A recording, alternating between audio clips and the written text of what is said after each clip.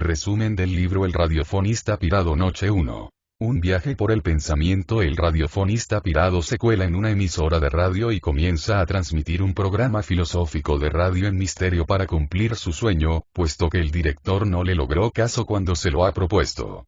Aquella noche Chema la recuerda con una mezcla entre la melancolía y el miedo.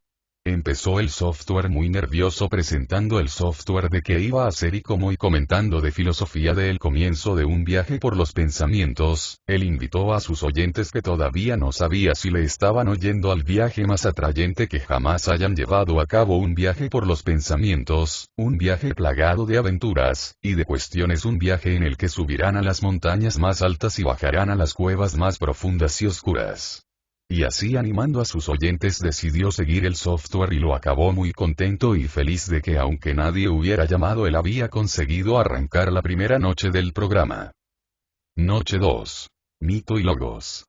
El primer filósofo. Esta noche el radiofonista pirado nos habla sobre Tales, que fue el primer filósofo. Esta noche el radiofonista recibe la primera llamada, es de Juana, una monja que le dice que las cuestiones que ejecuta le dejan extraño y el radiofonista explota que es una monja para comentar de los dioses de la época de Tales y también de que Tales es el primero que se autodenomina filósofos, aprendiz de sabio, amante de la sabiduría. El radiofonista dice que los dioses respondía cada pregunta que se hacían entonces llama un segundo oyente Rodolfo, concejal de cultura, que dice que él elige abarcar las respuestas de todas las cuestiones y que pretendía hacer un programa como el del radiofonista pirado pero respondiendo todas las cuestiones, de hecho las más difíciles, y el radiofonista está en conflicto y explota para continuar comentando de Tales y dice lo que se preguntaba él, cuál era el origen de todo, a la que él mencionó que el origen de todo era el agua. Noche 3.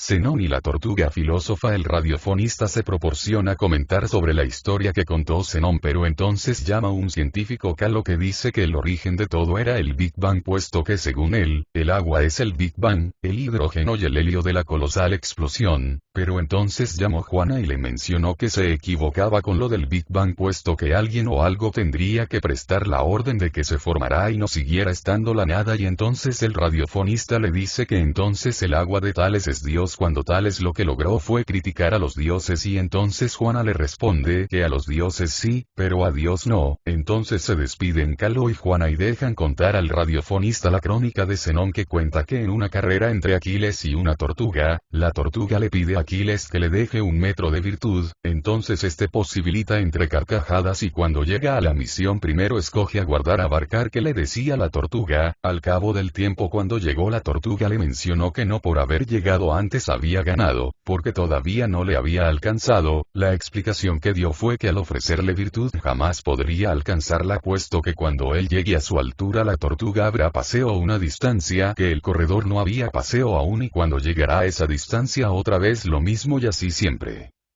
Noche 4. La canción de la materia de Anaxágoras. El radiofonista habla sobre Anaxágoras y las homeomerías, que definía como las semillas del cosmos, las semillas que están en todas las cosas. Anaxágoras, entre otras cosas, se preguntaba, ¿cómo una vaca que no come leche, que come hierba, puede prestar leche? ¿De dónde viene la leche? De la nada no puede venir, y si no comiera hierba, no daría leche. Después llamó Marga diciendo que se habían ridiculizado a las vacas con ese ejemplo. Anaxágoras ideó la teoría de las homeotermas donde decía que en la hierba se encontraba la leche, o sea que en un trozo pequeño de materia está contenido todo el universo, se podría decir que todo está en todo. En esta noche se une un nuevo oyente Quique, el pintor de pensamientos puesto que él pinta lo que piensa y también conoce a Marga que es una mujer que protesta de todo. Chema en esta ocasión salió muy contento puesto que eran 5 oyentes los que cada noche escuchaban su programa e iban interviniendo de a poco. Noche 5. La ignorancia preñada de Sócrates. Esta noche el radiofonista habla sobre Sócrates, cuenta que Sócrates fue a abarcar al oráculo de Delfos, que le mencionó que era el más sabio y Sócrates pensó, ¿cómo voy a ser yo el más sabio? Si yo solo soy un vagabundo, sin carrera ni nada, pero claro me lo dijo el oráculo, aquí hay algo que no cuadra. Entonces Sócrates fue preguntando a abogados, poetas y veía que él sabía menos que ellos, pero entonces él ha dicho yo sé algo que ellos no saben. Yo solo sé que no sé nada, solo sé que no sé nada, por eso soy más sabio, porque ellos se creen que saben todo, mientras yo me hago cuestiones y eso me hace ser más sabio. Sócrates se realizó recurrente por su cita tan pensativa mientras seguía preguntando cosas y se iba realizando más sabio.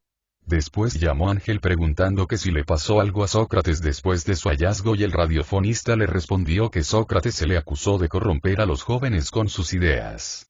Fue encarcelado y culpado a muerte. Noche 6.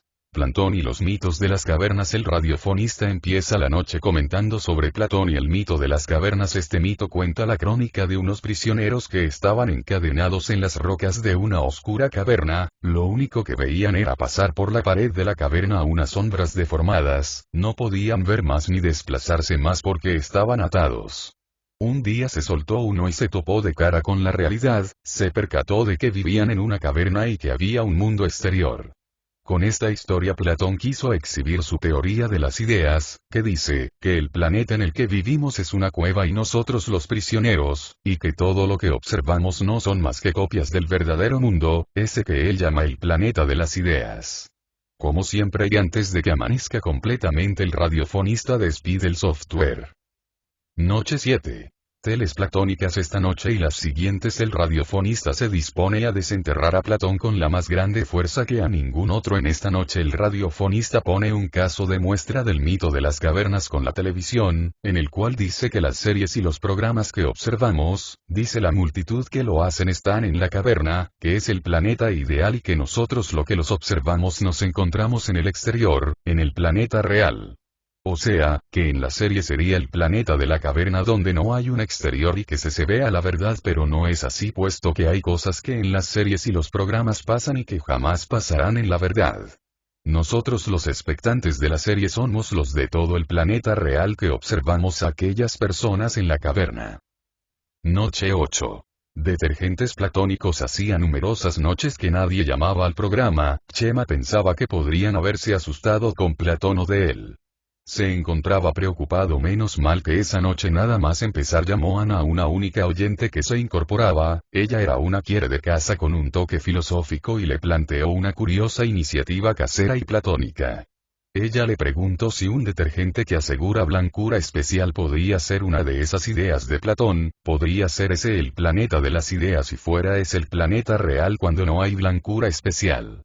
Chema le ofrece las a través de Ana por la iniciativa y continúa el software llamando a todos los oyentes que hacía días que no llamaban, diciendo que escucharan alerta la iniciativa de Ana, que se fijen que un método puede estar hasta dentro de las lavadoras. Chema le habla del idealismo platónico y el planeta de las ideas. Finalmente y como siempre Chema despide el software antes de que concluya de amanecer. Noche 9. Colosales superficies platónicas. El radiofonista, como ya había dicho, regresa a comentar de Platón y pone otro ejemplo del mito de las cavernas. En esta situación pone como ejemplo los centros comerciales donde el planeta ideal es el centro comercial. En esta situación el radiofonista dice que las ideas no se tienen la posibilidad de poseer y pone el ejemplo de que tú cuando te compras algo que disfrutas muy, algo que es ideal para ti, al día siguiente cuando vas a la misma tienda lo vuelves a abarcar y otra persona lo podrá adquirir también, y esto significa que no es único, porque tienen la posibilidad de llevar muy gente y por el momento no es algo especial porque como le ves en otra gente por el momento no le ves el atrayente que le veías al inicio y te haces otra iniciativa platónica, pero regresa a ocurrir lo mismo una vez y otra. Habla también de la alegría que cuando queremos algo muy y lo logramos somos muy contentos, pero esa felicidad no dura siempre porque después queremos otra cosa y no detenemos hasta conseguirla y así nos pasa siempre. Noche 10. Niñas platónicas. En esta noche el radiofonista regresa a comentar sobre Platón y otra vez sobre el mito de las cavernas donde pone como ejemplo unas chicas barriobajeras en las que cuando van al metro, para matar el tiempo, para reírse de todo y de todos, están en su mundo ideal. Lanza la pregunta a sus oyentes que les se ve más real la vaciada vida de esas niñas o la de los ciudadanos que sentados en sus estatus, la increparon en el vagón tachándolas de indeseables, de delincuentes, como si fueran la basura de la cuidad.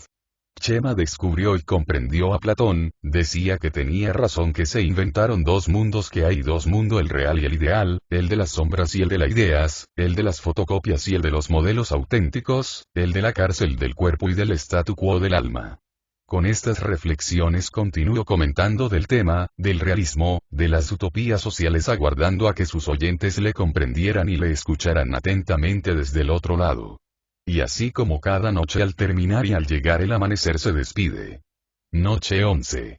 Viajes platónicos. El radiofonista esta noche habla sobre panoramas utópicos, panoramas de todo el planeta ideal. Este capítulo comienza con una cita o una reflexión de Shaw: el hombre puede llegar hasta las más altas cumbres, pero no puede vivir allí muy tiempo. Chema comienza contando el viaje que logró un compañero de trabajo a Dolpo, una región de Nepal.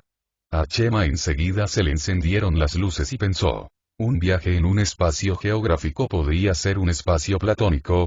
Esa noche quería hablarle a sus oyentes de un viaje que hubiese llevado a cabo él, como si fuera su viaje platónico. Él empezó muy feliz nombrándoles como siempre lo ejecuta como nómadas. Les introduzco al plan que él tenía de hablarles sobre un viaje con un destino geográfico real, y eso le ha recordado las ideas interesantes de Platón. En ese instante llamó Ángel, que frente a la pregunta del radiofonista de por qué no llamaba a nadie respondió que como se encontraba tan feliz les daba cosa cortarle. Y así comenzó Ángel a hacer cuestiones y relaciones de la geografía con la filosofía, que era lo que pretendía Chema, y fueron accediendo filósofos y contado una pequeña narración sobre ellos. Ángel preguntó cómo tiene la posibilidad de tener relación un paisaje con un sentimiento. De a poco se fueron resolviendo inquietudes y salían algunas más hasta que llegó la hora de despedir el software. En esta ocasión Chema salió más contento puesto que los oyentes comenzaban a llamar y preguntar cosas para ir introduciéndose de a poco a la filosofía. Noche 12. Espacios platónicos. Esta noche habla sobre los ciberespacios puesto que por la mañana Chema había tenido una reunión urgente para adquirir ordenadores.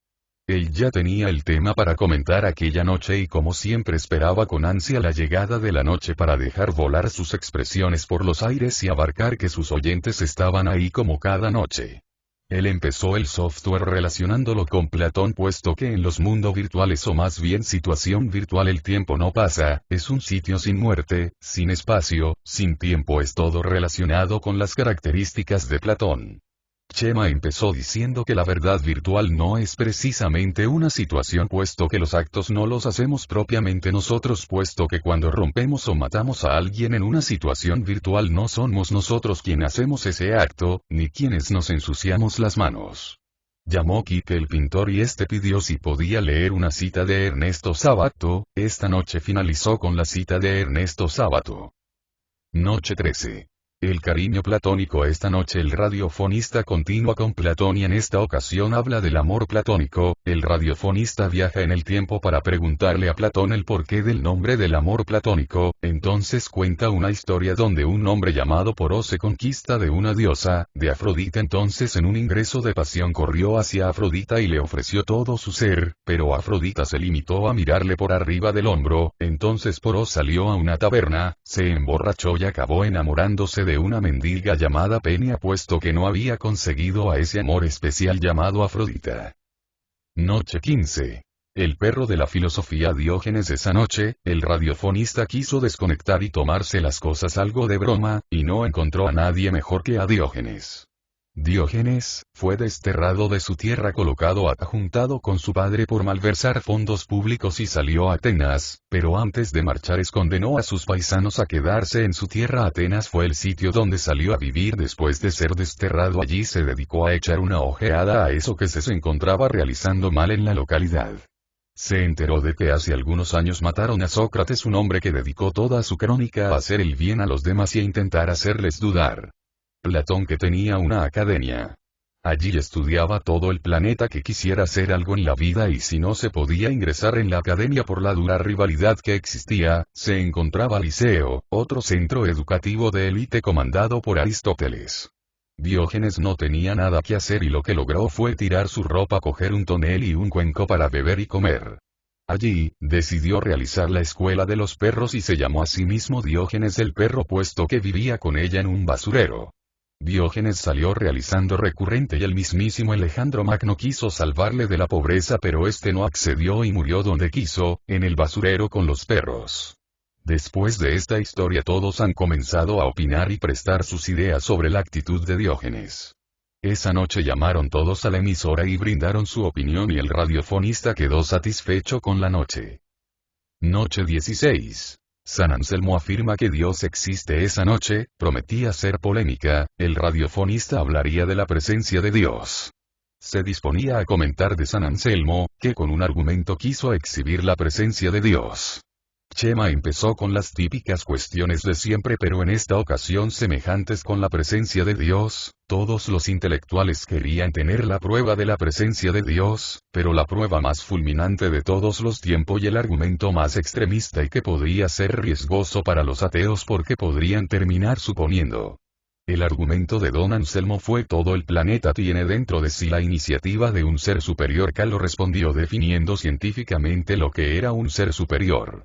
Chema continuó la conversación y continuó enseñando el argumento de don Anselmo. El argumento de San Anselmo se las traía y te hace sospechar en serio en la presencia de Dios. Fue designado a Calo, que con Chema y a Juana protagonizaron la noche. Noche 17. Descartes se desmarca esta noche. Era el momento del padre de la filosofía actualizada, Descartes, un francés de Essexville, el cual pensaba mejor por las mañanas en la cama y el constructor de uno de los pensamientos más famosos. Pienso, después existo.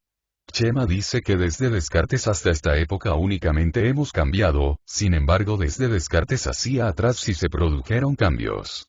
Una vez describió a Descartes y habló un poco sobre él, lanzó uno de los pensamientos más populares: pienso, después existo, y empezó a dar a conocer cuestiones a sus oyentes, a abarcar qué opinaban. Esa noche, el radiofonista se dispuso a dudar de todo y llegó a una reflexión. Si dudo, es que pienso; si pienso, es que hay algo en mí que piensa; y si averiguo lo que piense, existiré. Noche 18. La máquina de dudar de Kant. Esta noche, según Chema, fue una de las más difíciles de todas, puesto que en esta noche tenía que enseñar a Kant sin espantar a sus oyentes. Kant era un instructor de facultad en Königsberg, la vieja Prusia, Alemania. Era un hombre pequeño y un poco jorobado. Estudió el encefalograma mental de nuestro entendimiento. Chema describió a Kant como uno de los filósofos más difíciles de cubrir y que escribió un libro, el libro más difícil jamás escrito. De hecho, cuando lo escribió Kant tuvo que volver a escribir otro para comunicarlo y así sucesivamente. Se tiró toda su crónica tratando de argumentar lo inexplicable, pero influyó muy sobre los contemporáneos, influyó en el nacimiento del movimiento romántico y en el nacionalismo alemán. Lo que este filósofo quería plantearnos es algo que se puede sintetizar en estas preguntas. ¿Qué significa cubrir a las cosas? ¿Cuándo tenemos la posibilidad de decir que conocemos algo o a alguien? Más tarde llamó don Agustín, que se encontraba ansioso de abarcar cuál es la teoría de Kant, y le ha dicho a Chema que por favor la dijera, puesto que próximamente amanecería. Don Agustín confesó que Kant era su filósofo preferido, puesto que era el más riguroso jamás existido, y Chema le dejó leer a don Agustín un texto sobre Kant. Después de que acabara de leer el texto, Chema despidió el software. Noche 19. El alma de Condillac. Chema se desplazó al siglo de las luces y se dispuso a comenzar por los territorios ilustrados. Eligió a Voltaire y Rousseau, la cara y la cruz de aquella época.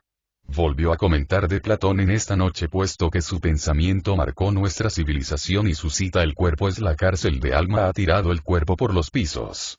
Juana apareció defendiendo la cita famosa de Platón, puesto que ella piensa que la esencia del ser humano es su alma y no su cuerpo. Por otra línea, Calo reprochó que a la religión le viene realmente bien esa teoría, pero a los no creyentes siempre les ha fastidiado ese tipo de pamplinas, y acabó diciendo que lo que somos es cuerpo y nada más, porque es lo único que observamos. Rodolfo contestó a Calo poniéndose en pos de Juana, y mencionó que se ve que la multitud trabajan mejor cuanto más espirituales son. Calo respondió diciendo que a los políticos les viene realmente bien que las masas estén calladas, que no protesten y que se crean que por muy explotadas que estén ya tendrán su recompensa cuando sean almas. Continuaron llamando para debatir el tema, unos en pos de Juana, otros en pos de Calo. Hasta que matizó Ana con el término medio, como decía Aristóteles. La favorable definición del alma jamás recurrente es la de Esteban Bonod, más recurrente, como Condillac, escribió estas palabras. El alma es una sustancia que siente. Después de estar un rato describiendo y sacándole todo el jugo a esta cita aquí que llamó, y Chema le dejó despedir el software otra vez con una cita de Ernesto Sábato. Noche 20. Voltaire y las discotecas ilustradas. Esa noche quería comentar de los sitios donde los pensadores ilustrados se reunían para filosofar.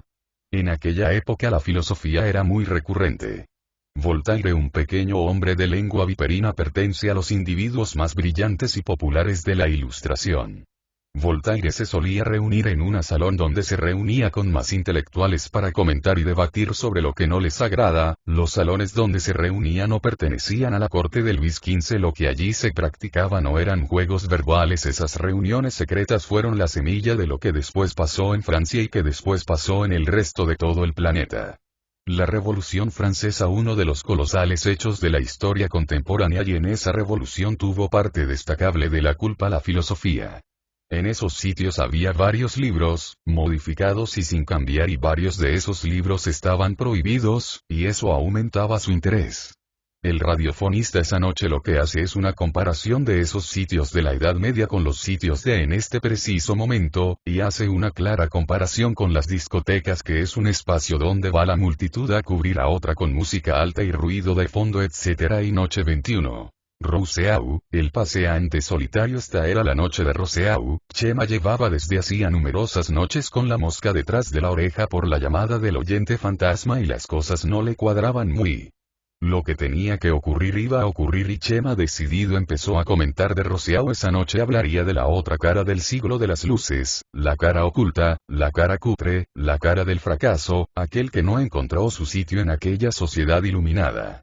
Rousseau fue un filósofo despreciado por toda la caterva de ilustrados, vivió sin madre puesto que murió en el parto, abandonado por su padre, y asqueado de los colegios de curas que no le dejaban leer proyectos sacrílegas y le comían la cabeza con las vías de la información. Chema comienza a contar la crónica de Rousseau. De Sendero a Vincennes se topó con un periódico donde se convocaban un certamen de la Academia de Dibujón. Chema lanzó numerosas cuestiones y entonces enseguida llamaron Calo y Rodolfo y han comenzado un enfrentamiento entre ellos.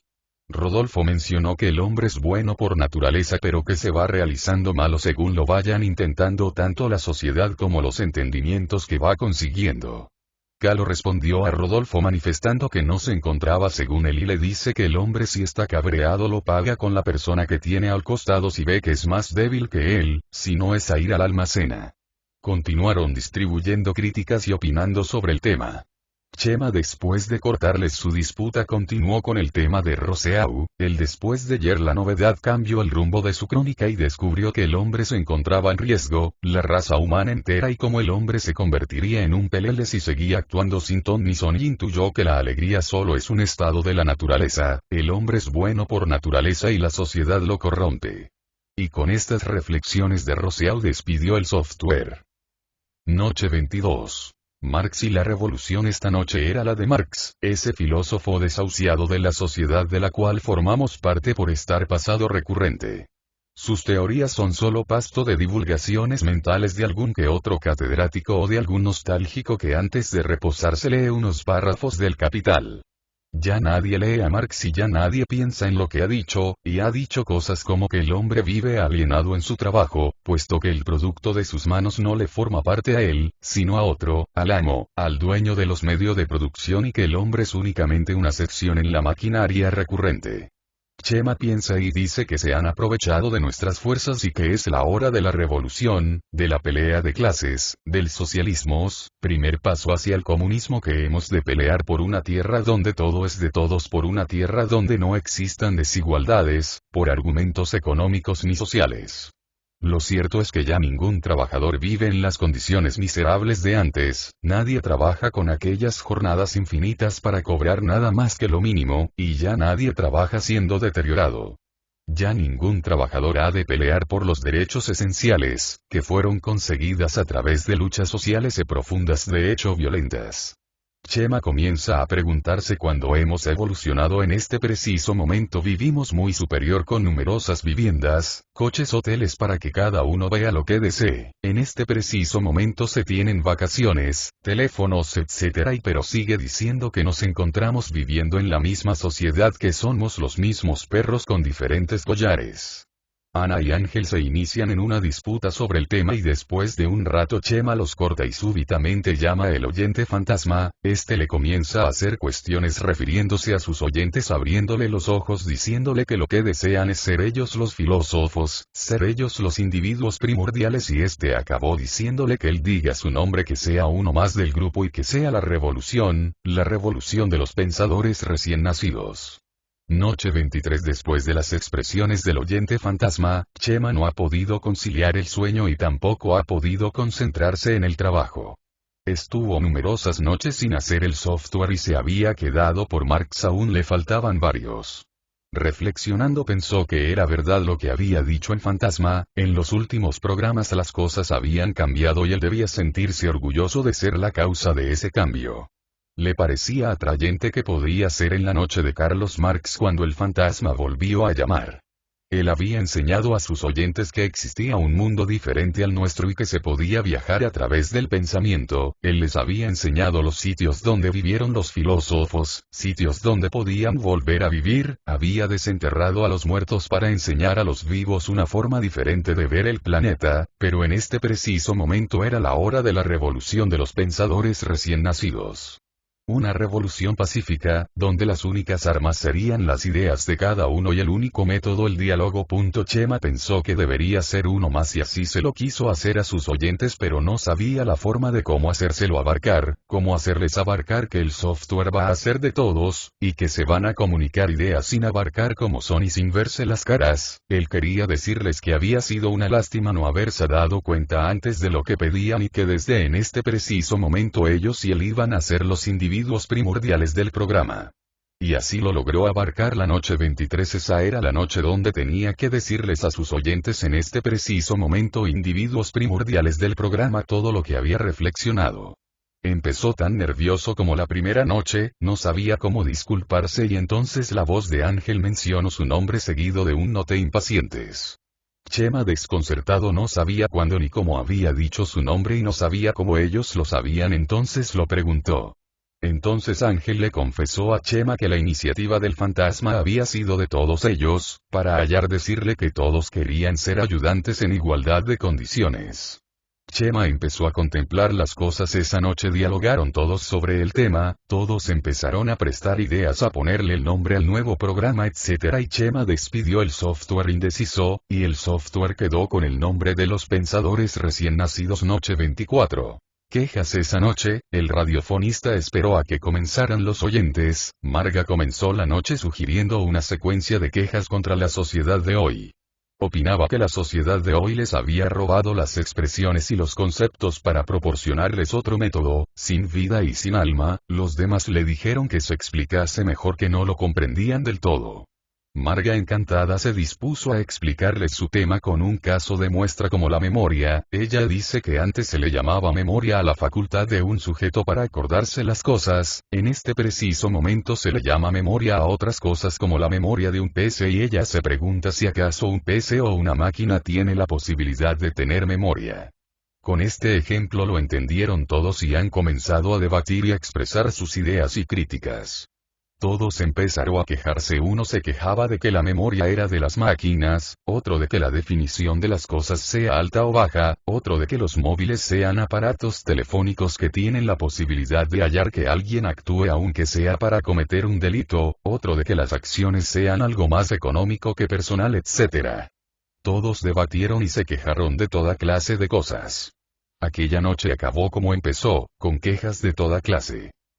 Noche 25. Diálogos familiares. Esta noche la empezó Ángel exponiendo una novedad que había escuchado. Esta novedad trataba de que a un asesino le habían culpado a 300 años de cárcel por numerosos delitos completados. Él no daba crédito y le preguntó a un instructor si eso era cierto y le respondió que esa cifra era lo que valía en años la gravedad de su delito, pero que de todos métodos la pena real no superará los 30 años y podría rebajarse por su buen accionar.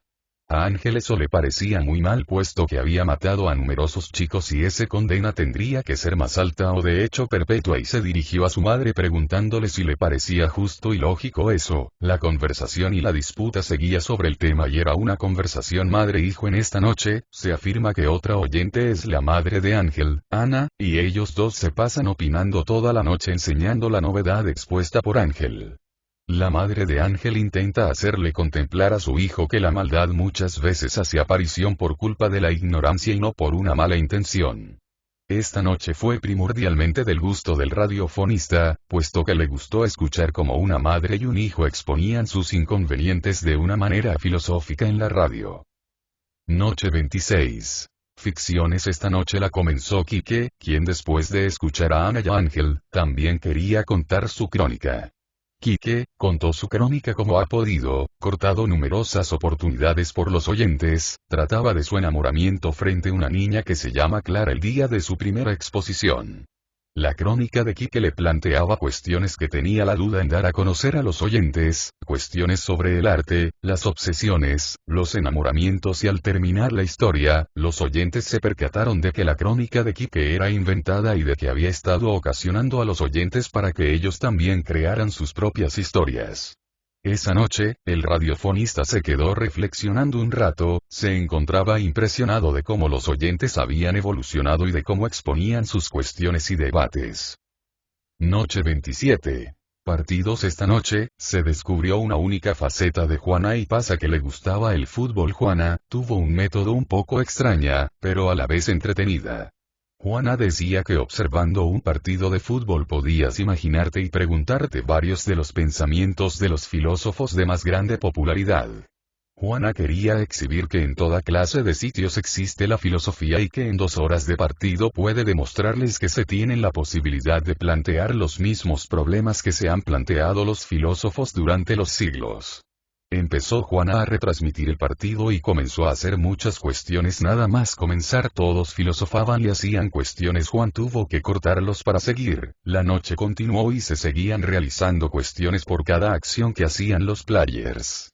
Aquella noche estuvo llena de cuestiones y debates de todos los oyentes, desde el comienzo del partido hasta el pitido final. A través de Juana los oyentes disfrutaron de un atrayente acercamiento entre la filosofía y el deporte.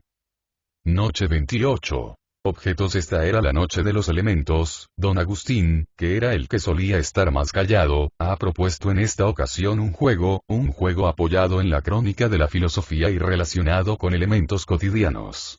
Consistía en buscar una relación filosófica entre el objeto y la filosofía. Esta iniciativa se le ocurrió a través de que Chema relacionará un parto con la filosofía. El juego consistía en relacionar los elementos con algún pensamiento filosófico de algún filósofo. Él puso el ejemplo de una fotocopia, preguntó: ¿qué debe ver una fotocopia con la teoría de Platón? Fueron respondiendo de a poco. Calo fue el primero en responder, mencionó que la fotocopia es una metáfora de todo el planeta real, y su esencia son las copias puesto que los auténticos están en otro mundo más allá de las fotocopias. Otro mencionó que una fotocopia es la persona de la cual estás enamorado, que no es más que la copia del verdadero original, la iniciativa del amor. Y así siguieron toda la noche cada uno relacionando con una cosa y preguntando al resto la relación de un elemento con un filósofo. Algunas de esas cuestiones descabelladas son: ¿y qué relación tiene un archivador con Kant? ¿Qué relación tiene un espejo con la filosofía? ¿Y una cama? Y...